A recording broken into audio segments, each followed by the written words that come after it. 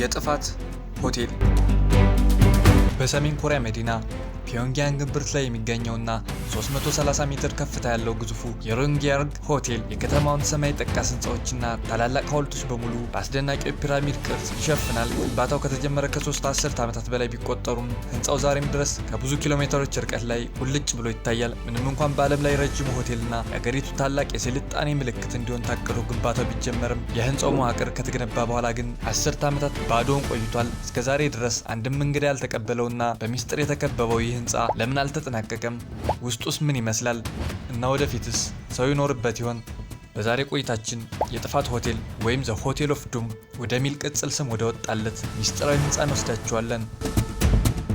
ሰሜን ኮሪያ በዓለም ላይ ካሉ እጅግ ገለልተኛ ሀገሮች አንዷ እንደመሆኗ አምባገነናዊ አገዛዝ ስለ ህዝቡ እውነተኛ የኑሮ ሁኔታ መረጃዎችን በቀላሉ ባይለቅም አገሪቱ ለውጭ ዓለም የምትታይበትን ገጽታ ግን ለመንግስቱ እጅግ ወሳኝ ነው። ለዚህም ማረጋገጫ የሚሆን በርካታ ግዙፍና የተከበሩ ሐውልቶችን በመዲናዋ ፒዮንግያንግ ገንብቷል።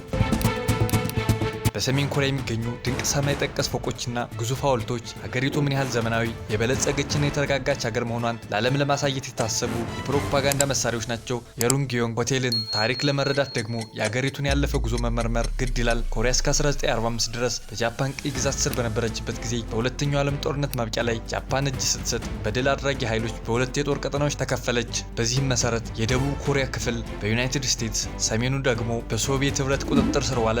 ይህ ክፍፍል ደቡብ ኮሪያን ወደ ዴሞክራሲና ለዓለም ክፍት የሆነ ስርዓት ሲመራት፣ ሰሜን ኮሪያን ደግሞ ወደ ኮሚኒዝም ጥላ ስር እንድታመራ ምክንያት ሆነ። በመጨረሻዎቹ የሁለቱ ወገኖች ጠላትነት አይሎ በ1950 በፈነዳውና ለ3 ዓመታት በዘለቀው የኮሪያ ጦርነት ምክንያት ከ4 ሚሊዮን በላይ ሰዎች ህይወታቸውን አጥተዋል። ይህ አስከፊ ጦርነት በ38ኛው ትይዩ መስመር ላይ ባሰመረው የድንበር ገደብ የኮሪያን ምድር ለሁለት ከመሰንጠቁም በላይ የህዝቡን ልብና ዕጣ ፈንታ ለዘላለም የለያየ የማይሽር ጠባሳ ጥሎ አልፏል። ምንም እንኳን ከጦርነቱ ማብቂያ በኋላ የተኩስ አቁም ስምምነት ቢኖርም አልፎ አልፎ በሚከሰቱ ግጭቶች ምክንያት በሁለቱ ወገኖች መካከል ያለው ግንኙነት እስከዛሬ ድረስ በከፍተኛ ውጥረት እንደተሞላ ቀጥሏል። ከጥቂት አስርት ዓመታት በኋላ በ1986 አንድ የደቡብ ኮሪያ ኩባንያ በሲንጋፖር ውስጥ በወቅቱ የዓለም ረጅሙ የሆነውን ሆቴል ለመገንባትና ከ2 ዓመት በኋላ ደግሞ ደቡብ ኮሪያ ኦሎምፒክ እንድታስተናግድ በመመረጧ ሀገሪቱ ከፍተኛ ክብርን ተቀዳጀች። በእነዚህ የደቡብ ኮሪያ ስኬቶች በእጅጉ ያልተደሰቱ የሰሜን ኮሪያ መሪ ኪም ኢል ሱንግ የሀገሪቱን ገጽታ ለመገንባትና ለደቡብ ኮሪያ አጸፋዊ ምላሽ ለመስጠት በታላቅ የውድድር መንፈስ ተነሱ።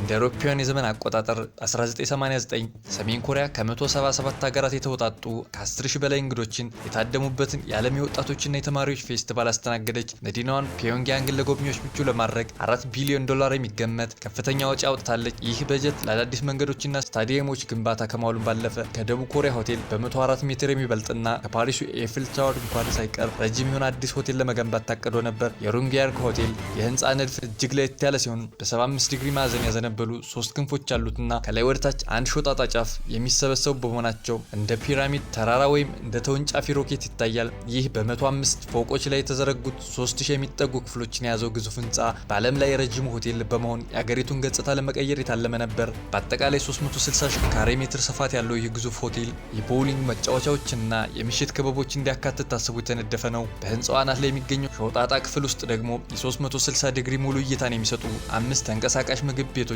እንዲኖሩ ታቅዶ ነበር። ሰሜን ኮሪያ የዚህን ታላቅ ህንፃ ግንባታ በ1987 የጀመረችው 1989 ለሚካሄደው ዓለም አቀፍ የፌስቲቫል በዓል በይፋ ለማስመረቅ ቢሆንም ባለ 105 ፎቁን ህንፃ በ2 ዓመት ውስጥ ለማጠናቀቅ መታቀዱ ከልክ ያለፈ ምኞት መሆኑ ብዙም ሳይቆይ ግልጽ ሆነ። በዚህም ምክንያት ዓለም አቀፍ እንግዶች በሌሎች ሆቴሎች እንዲስተናገዱ የተደረገ ሲሆን የመክፈቻው ቀንም ወደ 1992 ተራዘመ። ሆኖም ግን በ1991 የሶቪየት ህብረት መፈራረስ ለአገሪቱ ኢኮኖሚና ለሆቴሉ መጠናቀቅ ከፍተኛ መሰናክል ሆኖ መጣ።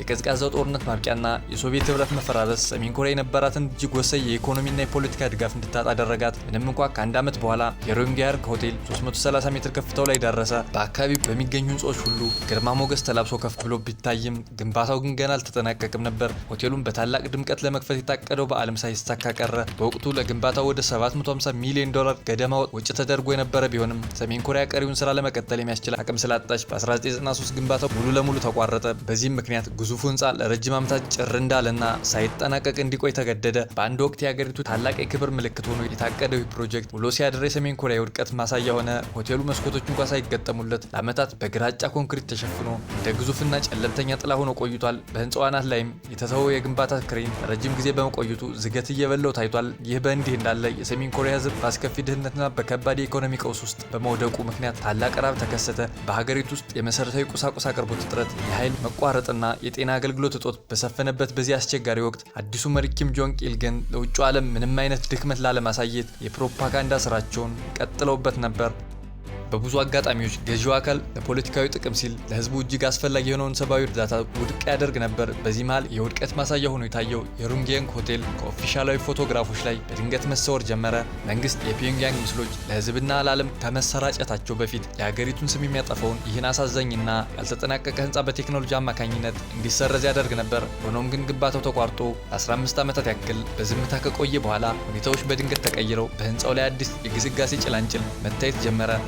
የግብፁ የቴሌኮሙኒኬሽን ግዙፍ ተቋም ኦራስኮም በአንድ ትልቅ የንግድ ስምምነት አማካኝነት የሆቴሉን የመስታወት ግድግዳዎችና የውጭውን ገጽታ የማጠናቀቅ ኃላፊነት ተረከበ። እንደ አውሮፓውያን የዘመን አቆጣጠር በ2011 የሀገሪቱ መሪ ኪም ጆንግ ኢል ከዚህ ዓለም በሞት ሲለዩ ልጃቸው ኪም ጆንግ ኡን ወደ ስልጣን መጡ። በዚሁ ዓመትም የህንፃው ውጫዊ ግንባታ ተጠናቀቀ። የጀርመኑ ዝነኛ የቅንጦት ሆቴሎች ግሩፕ ኬምፒንስኪ በህንፃው አናት ላይ 150 ዘመናዊ ክፍሎችን በማዘጋጀት ሆቴሉን ለማስተዳደር ፍላጎቱን በይፋ አስታውቆ ነበር። ሆኖም ያሁሉ ጉጉትና ታዋቂ ህንፃ መክፈቻ ተስፋ ዳግመኛ መና ሆኖ ቀረ። እንደ አውሮፓውያን የዘመን አቆጣጠር በ2013 በሰሜን ኮሪያና በምዕራቡ ዓለም መካከል በተፈጠረው ከፍተኛ የፖለቲካ ውጥረት ምክንያት የኬምፒንስኪ ግሩፕ ፕሮጀክቱን ለመሰረዝ ተገደደ። በዚህም ሳቢያ ሆቴሉ እስከዛሬ ድረስ ሳይከፈት የቆየ ሲሆን ማንም ሰው ወደ ህንፃው እንዳይገባ በጥብቅ ይከለከላል። በዚህ ግዙፍ ህንፃ ውስጥም አንድም እንግዳ አድሮ አያውቅም። አሁን ላይ የጥፋት ሆቴል ወይም ዘ ሆቴል ኦፍ ዱም የሚል ቅጽል ስም የተሰጠው ይህ ህንፃ ውጫዊ ገጽታው በመስታወት ቢያጌጥም የውስጥ ግድግዳዎቹ ግን መፍረስ መጀመራቸውን መደበቅ አይቻልም። ባለሙያዎች እንደሚጠቁሙት ከሆነ የህንፃው መዋቅር በቂ የሆነ የብረት ማዕቀፍ ድጋፍ ስለሌለው ለደህንነት አስጊ ነው። እንዲያውም በ2014 በዚሁ ምክንያት መሰል የኮንክሪት ህንፃ በፒዮንግያንግ ውስጥ ተደርምሷል። በአሁኑ ወቅት ሰሜን ኮሪያ ከዘመናዊ ሆቴሎች ይልቅ በኒውክሌር ጦር መሳሪያ ሙከራዋ፣ በአስገራሚ የፕሮፓጋንዳ ፊልሞቿና በድህነት በሚማቅቀው ህዝቧ ላይ በዓለም ዘንድ ትታወቃለች። እንደ አውሮፓውያን የዘመን አቆጣጠር በ2018 ጀምሮ ህንፃው የፕሮፓጋንዳ መሳሪያ ሆኖ ማገልገል የጀመረ ሲሆን በውጫዊ ግድግዳ ላይ በተገጠመው በሺዎች የሚቆጠሩ ኤልኢዲ መብራቶች አማካኝነት የሰሜን ኮሪያን ታሪክና የፖለቲካ መፈክሮችን የሚያሳዩ የ4 ደቂቃ ቪዲዮዎች በተደጋጋሚ ይታያሉ። በህንፃው ጫፍ ላይ ደግሞ ግዙፉ የሰሜን ኮሪያ ባንዲራ በከተማው ሰማይ ላይ ደምቆ ይበራል። ሆቴሉ መጀመሪያ ላይ ጥንካሬ፣ የብልጽግናና የኃይል ምልክት እንዲሆን ታስቦ የተገነባ ቢሆንም ውሎ አድሮ ግን የሰሜን ኮሪያም ከመጠን ያለፈ ምኞትና